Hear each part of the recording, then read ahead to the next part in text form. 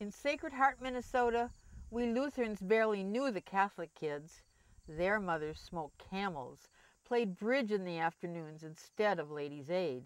Their fathers, lying under their Chevys, said, "God damn," cursing the motors to life. But we built bird baths of cement, pressed splinters of broken bottles into their wet breasts. Hosiery salesmen driving through to the cities marveled. We gave hobos who asked at our back doors for food glasses of buttermilk because it was good for them. When I was 8, a big Catholic kid asked me up to his garage loft to see his crucifix. Even then, I knew that Lutherans are justified by faith alone and kept my legs crossed.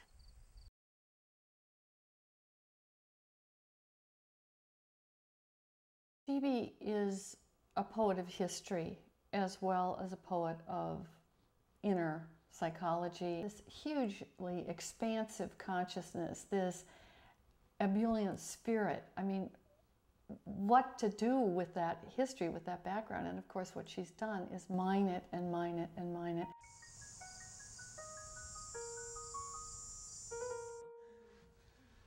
And it's funny when you come back to a house that you lived in as a child, how the memories come flooding back. My dad built this house. My mother died in this house, and her casket was right over in there in that window, because they didn't have a funeral home here, and so the furniture dealer prepared the body. He was the undertaker. So it's quite a memory trip to come back here. I've never really asked to go in and see it before, and that was such a good experience. I'll never forget it. She remembers everything. She's a great raconteur. She tells wonderful stories. She's a wonderful, wonderful friend. There's still a lot of old people who've lived here forever, right? Well, you probably remember this place, because this place was built in, what, 25? Yeah, because it was a gas station though, wasn't it? Gas station. Right. I do remember this place. When we were sitting at the cafe, Kathy's Cafe, which used to be an old, wonderful old gas station when I was a child, a woman walked in. We hadn't planned on this. She just walked in and she recognized me and came over to me. I remembered her name, Rosemary Stenborg. And she was kind of one of those girls that I kind of looked up to, because she always had beautiful, her father owned the grocery store in town, and she had beautiful clothes, and she lived in this beautiful Spanish style house with a sunken living room. And I just thought she was wonderful. I can't explain it, but there's something that happens as you get older. It does seem to happen that you are, more than ever, you want to be in touch with your childhood friends. She has a great deal of early death in her life. I was 8, she was 31. She got very sick after the birth of her youngest child, and she never really got out of bed after that. There was no penicillin. She just got sicker and sicker, and her heart was eventually so damaged that's what caused her death.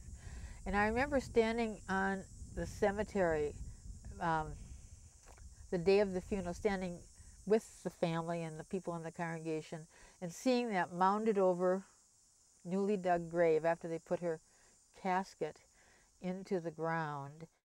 The odd thing I remember feeling is, I am so old. I'm 8 years old, but I felt like an old woman. And this is the sad thing, that my father, because he was so religious, encouraged us not to grieve, because she'd gone to heaven, to a better place. Why would we want her back? Why would we grieve for the loss of someone who'd gone off to a better place? That was the sad part of the death, the big part. And the truth is that I've been grieving ever since. My friends once described it as a Dickensian childhood, I think because of all the deaths. But that was true of so many people in the 1930s. Partly it's because I'm a woman, I feel it doesn't apply to me. I think of the Great Generation as applying to the men who served in World War II. They're just a few years older than I, but I feel quite removed from them because they served in the war, and that changed them forever. Phoebe isn't looking for a self. way so many people are. She's got one and she's using it. I've never quite understood what that term coming of age meant.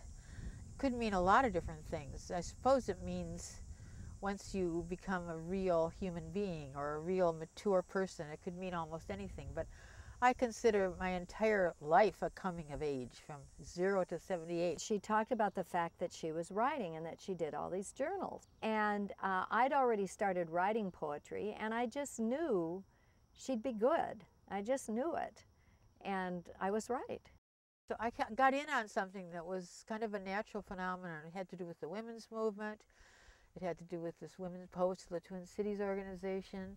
And then I got involved in the public schools, Poets in the Schools, and little by little, my name became known. A couple of years ago, when our governor vetoed the idea of a state poet laureate, and several people in the newspaper article mentioned my name as a possibility, I was stunned.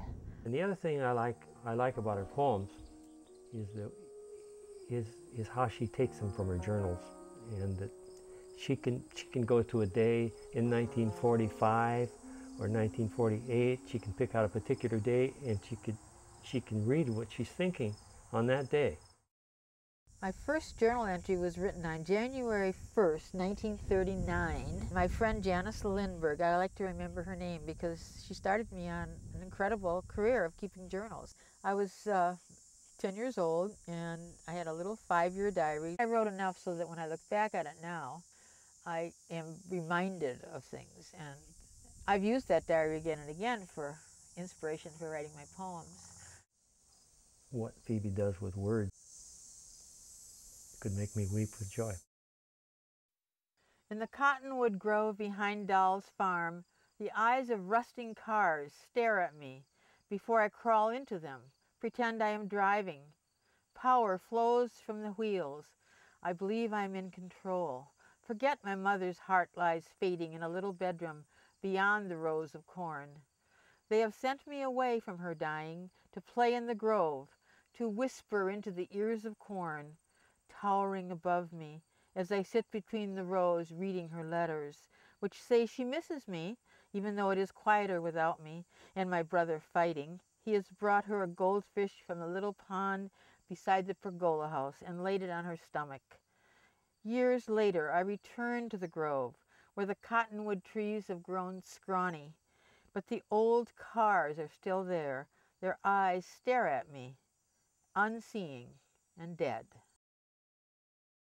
I remember that play by Thornton Wilder, Our Town, where he has a scene on the cemetery, and they talk about how people won't ever die if you keep talking about them and remembering them.